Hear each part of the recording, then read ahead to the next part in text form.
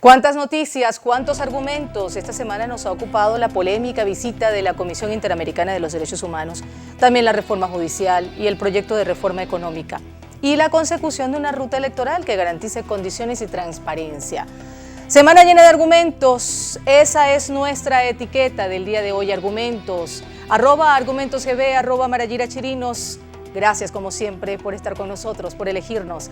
Acompáñenos.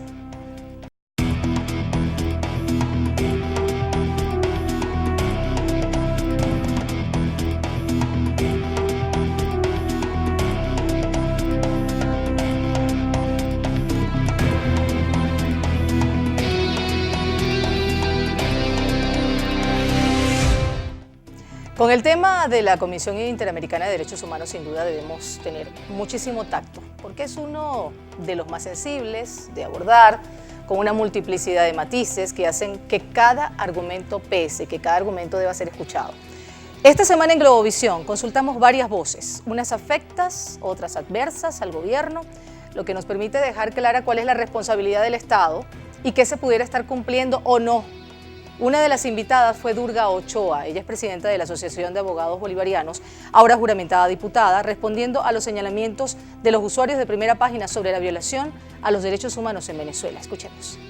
Y es importante destacar en relación a esos aspectos que para hablar de violación de derechos humanos tenemos que establecer un proceso completo, establecer un proceso judicial completo. Comenzamos con un procedimiento administrativo en algunos casos, un procedimiento judicial, emitir una sentencia y poder determinar si efectivamente hubo o no responsabilidad del Estado en esos cuestionamientos. ¿Cuándo hay esa responsabilidad? Cuando de manera evidente se verifica que el Estado no tuvo ningún ejercicio, ninguna tutela, ninguna acción, verificó la condición y aún observando que existió esa situación, todavía continúa bajo la complicidad o bajo la, la omisión de generar actos que vayan en función de lo que establecen las normas constitucionales. Lo que está más que claro, tanto jurídicamente como por sentido común, es que el Estado debe garantizar los derechos humanos de los ciudadanos.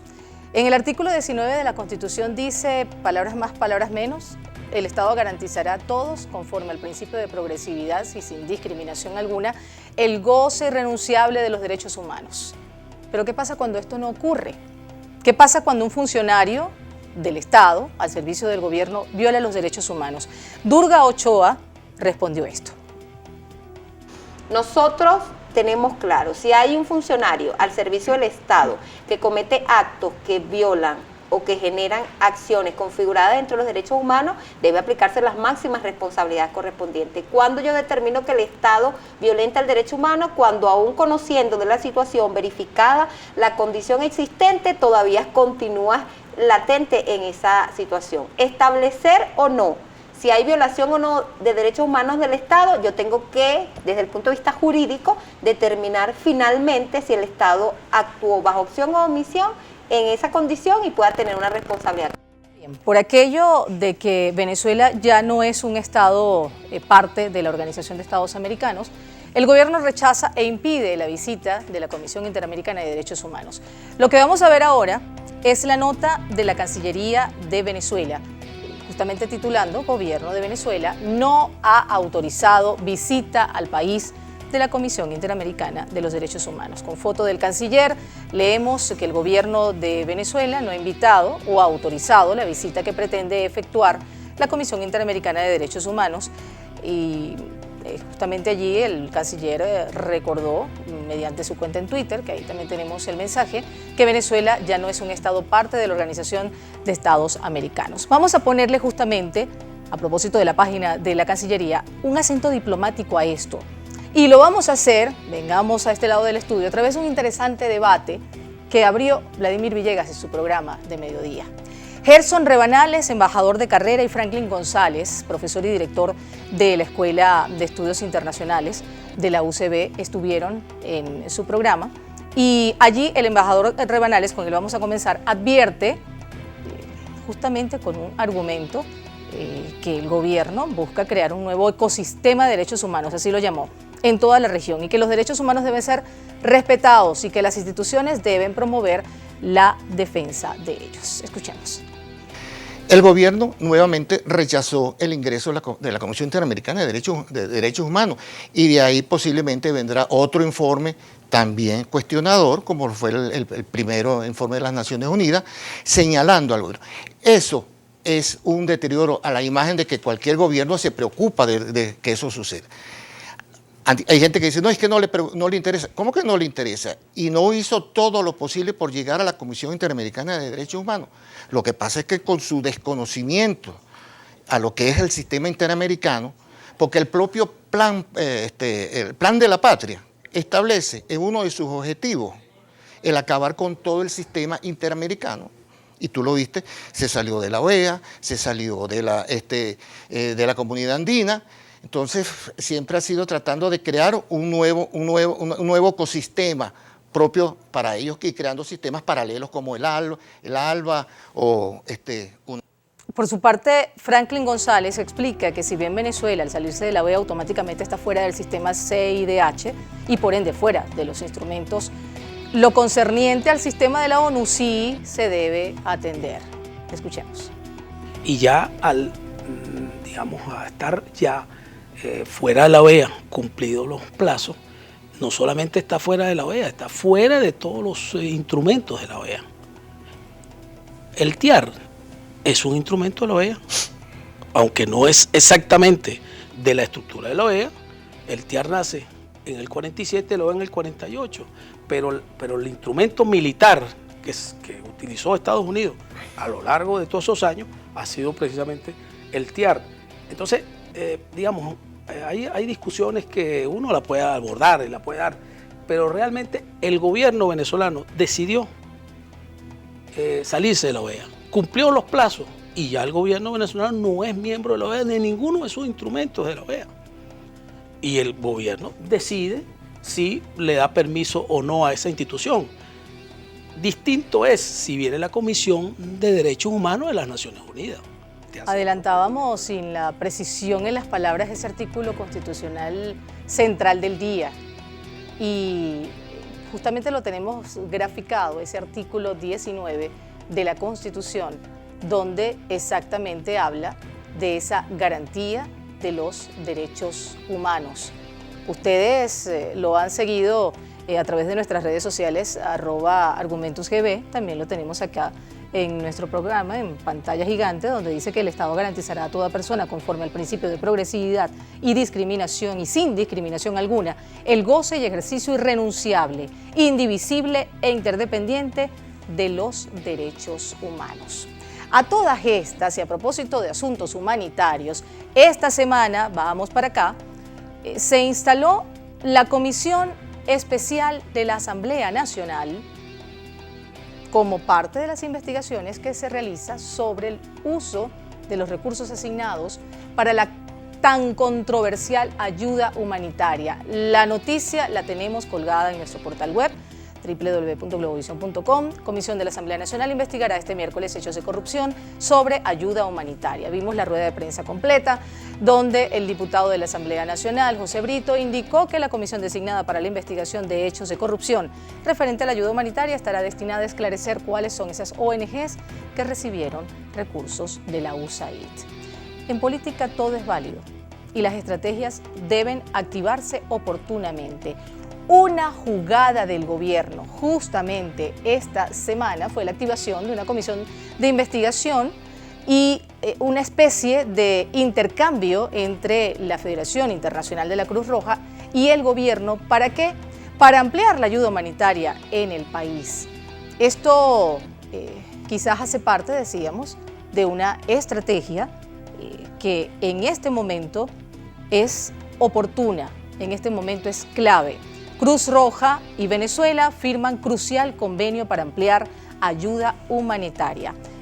La Federación Internacional de la Cruz Roja firmó este acuerdo con el gobierno, que considera crucial para ampliar la ayuda humanitaria en el país petrolero sumido en una crisis que afecta profundamente al sistema de salud. Sea lo que sea, hagan lo que hagan, argumenten lo que argumenten, sea el gobierno o sea la oposición, hay que hacerlo bien, convencer con el argumento. Y no solo con el argumento, con la acción, siempre con el objetivo, decíamos, de hacer política sana, Y eso es parte de lo que queremos destacar esta semana, con la etiqueta Argumentos, que ustedes ya a través de nuestra cuenta en Twitter y a través de nuestra cuenta en Instagram la están siguiendo. Vamos a hacer una pequeña pausa, tenemos mucho más sobre este tema.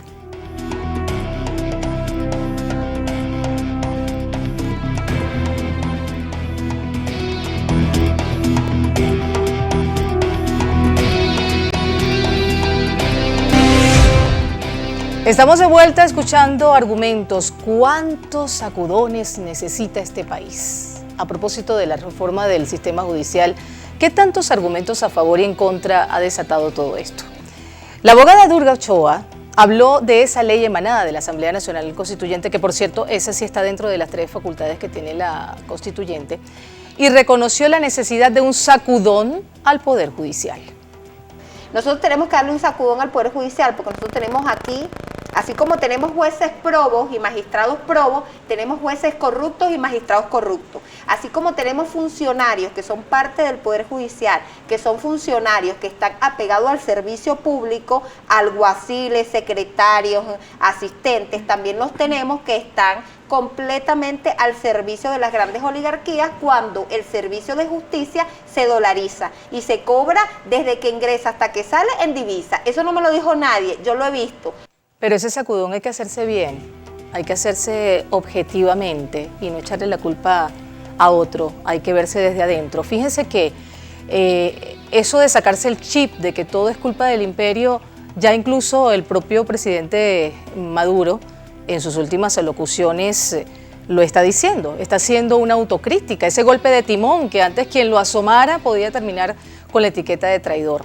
Incluso está en este portal del informador.com.be, donde Maduro reconoce errores y pide cambios en el Poder Judicial. Él ha señalado que se atreve a proponer a la Asamblea Nacional Constituyente que ésta asuma y nombre una alta comisión para hacer reforma profunda del Poder Judicial venezolano, y reconoció los errores del gobierno. Hay cosas que están mal, y no por culpa de Donald Trump, sino de nosotros. Bien importante esto. Vamos a avanzar con esto de las reformas, porque esta semana fue noticia y con argumentos desde todos puntos de vista, también lo relacionado a otros temas preocupantes, como las reformas económicas. Leonardo Buniac, economista, hizo parte también en esta entrevista que hizo en Vladimir a la Una acerca de lo relacionado a la economía venezolana, que a su parecer se ha vuelto tan pequeña, tan pobre, que no puede empobrecerse más. Argumento que asusta, pero que se ajusta un poco al sentir de la gente. Vamos a escuchar las expectativas que tiene de cara a este 2020. Ciertamente el Ejecutivo le entregó a la Asamblea Nacional Constituyente una suerte de paquete de reformas que pasan por la reforma del Código Orgánico Tributario, la reforma a la ley del impuesto al valor agregado, pero todo esto tiene un contexto que incluye además una reforma que tiene que ver con las gavetas obligatorias que la banca tiene, donde el gobierno de alguna manera pretende fusionar las carteras administradas de la banca venezolana para financiar a aquellos empresarios más o menos inscritos con la agenda bolivariana, como le llaman ellos. Pero fíjate, ¿cuál es el contexto de esta película? Esto tiene que ver básicamente con la reforma monetaria que se hizo en el año 2018. La reforma se perdió. Pero escuchemos el argumento de un constituyente, de Saúl Ortega, quien en Quicosis habló de la necesidad de establecer de una vez por todas las reglas claras en materia económica. Es plausible que el Estado busque que en esas operaciones donde la gente está ganando mucha plata, algo le toque al Estado. Ahora, la instrumentación, bueno, ya eso es un problema de los funcionarios del Estado, que tengan unas reglas bien claras, de tal manera que la gente que está participando y trayendo divisas, pues que lo siga haciendo. O sea, tú no tienes por qué ahuyentar a tus mejores socios. Entonces ya eso es un problema que veremos cómo es la instrumentación. Y no creo que haya el interés del Estado en ahuyentar ese tipo de capital. Bueno, pero hay otros argumentos. Vamos a revisar en este momento nuestro portal web, www.globovision.com, para leer una radiografía que hace el presidente de Econindustria, donde describe el sistema monetario venezolano como un desorden. En Venezuela no hay dolarización, sino un desorden monetario. Esto lo ha dicho su presidente, aseverando que no hay dolarización, que aquí hay bolívares, dólares, euros, petros, y que esto no puede ser porque un país tiene que tener una moneda que se respete, una moneda con la cual se hagan todas las transacciones. Este segmento lo queremos cerrar con un argumento de Saúl Ortega, cuando él avala la reforma para dar respuesta a la situación económica del país. ¿Cómo lo hizo? Aquí sus argumentos. César, lo que es del César. Los impuestos aquí en Estados Unidos, en China, son sagrados para el Estado. Pero tú mismo dices, tienes un bloqueo, tienes una situación económica que no es normal en ningún país. Vamos a partir de eso. Yo creo que incluso yo fui uno de los primeros que declaré sobre la necesidad de abolir o sacar la ley de ilícitos cambiarios, precisamente porque, bueno, el Estado era el único que tenía que responder con divisas en una sociedad donde los particulares, si tú le dabas la oportunidad de que eso no era un delito, mucha gente, que es lo que está ocurriendo, que tienen la plata, por ejemplo, en Estados Unidos y le está ganando una tontería, mientras que si lo invierten y aquí hasta lo multiplican. Aquí no. Pero eso no es malo para el gobierno que tiene una situación económica compleja. Eso nos permitió salir de una situación que la conocimos, que fue la escasez. Bueno, pero ya revisado el orden jurídico y el orden monetario, nos preguntamos qué va a pasar aquí. ¿Qué hay de nuevo en el orden electoral, por ejemplo? ¿Y cómo queda la comunidad internacional? Es parte de lo que vamos a abordar en la próxima parte de Argumentos. Ya volvemos.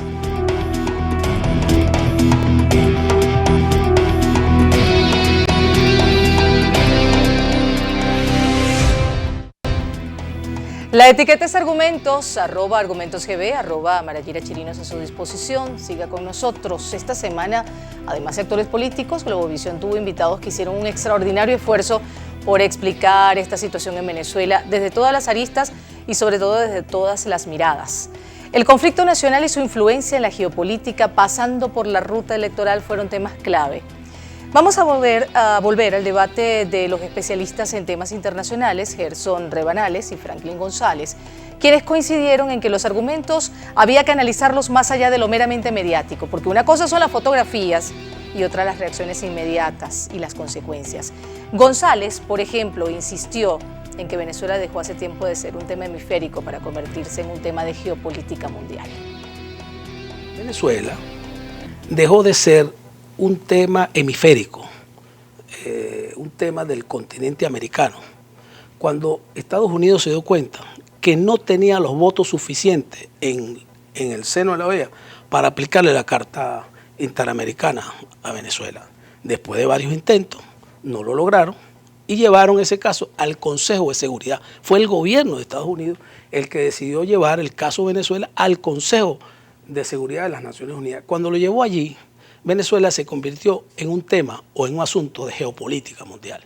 Otro punto coincidente entre ambos analistas, con visiones diferentes, pero bastante objetivos en sus planteamientos, fue el llamado a solucionar nuestros problemas nosotros, los venezolanos. Así lo dijo Rebanales. Lo que pudiera ser un problema de oposición-gobierno, lo han internacionalizado ciertamente. Evidentemente, como dice el profesor, al llevar el caso de Venezuela a las Naciones Unidas, trancó el juego, porque esos países que tienen el veto y el voto, trancan el juego y ahí no se va a salir. Entonces, la solución está, propiamente, como se dice, dentro de los venezolanos. Y es mejor que lo hagamos nosotros, porque revisando la página de la ONU nos conseguimos con algo bien particular y por demás preocupante. Y es eso de la capacidad de mediación que, según el argumento del secretario general de la ONU, Antonio Guterres, ha sido limitada. Y que los buenos oficios de la ONU solo funcionan cuando ambas partes quieren que funcionen. Y hasta ahora eso no ha ocurrido. Todo esto conduce a una misma fórmula, la misma vía de la que siempre hemos hablado, la vía electoral. José Virtuoso, el rector de la Universidad Católica Andrés Bello, abordó este tema en Quicosis. Bueno, a mí me parece es un gran paso, es decir, porque eso es efectivamente lo que puede ponernos en camino a la elección de un comité, de un Consejo Nacional Electoral. Pero, bueno, después va a venir el momento propiamente de la designación y eso va a implicar bueno, pues un acuerdo también con otros sectores, porque por constitución tiene que ser elegido por los 2/3 de la Asamblea. Además, ¿qué es lo realmente importante para solucionar los problemas? La despolarización. De eso también habló José Virtuoso. Yo estoy convencido que evidentemente el tema de la polarización es un tema que está ahí y que atraviesa el conflicto político de una manera innegable, pero hay un tema que es donde yo creo que los venezolanos tenemos que ponernos de acuerdo, y es, en Venezuela tenemos un gran drama social. Es decir, cuando uno ve la realidad, bueno, mira, más allá de que tú seas chavista y tú seas oposición y yo quiera más a uno, quiera más a otro, la realidad es que tenemos un país que se nos está cayendo. Sin destino. Sí, nosotros vivimos los efectos de una guerra sin... Pero para despolarizar hay que lograr una verdadera coexistencia. La abogada Durca Ochoa hizo una interesante reflexión que nos sirve de paso y perfectamente como argumento de cierre de nuestro programa. Y entender la aplicación de valores, la crisis sociocultural que tenemos, la importancia del respeto de las normas existentes, entender que no vivimos en un estado anárquico y que el respeto mutuo y la coexistencia entre las venezolanas y los venezolanos nos va a permitir salir de todos estos escenarios. Mientras exista fe, hay esperanza. Y la esperanza es en esa juventud, en esa gente bella. No importa que pienses distinto, te doy mi mano, te abrazo y vamos a salir adelante para construir un país donde verdaderamente existe un proceso de transformación que permita garantizar la estabilidad y la tranquilidad de las venezolanas. Pero para lograr todo esto que suena tan bien en la retórica hay que escuchar argumentos y accionar siempre conforme a nuestra Constitución. Queda esa tarea para todos nosotros. Gracias, como siempre, por elegirnos. Será hasta una próxima oportunidad.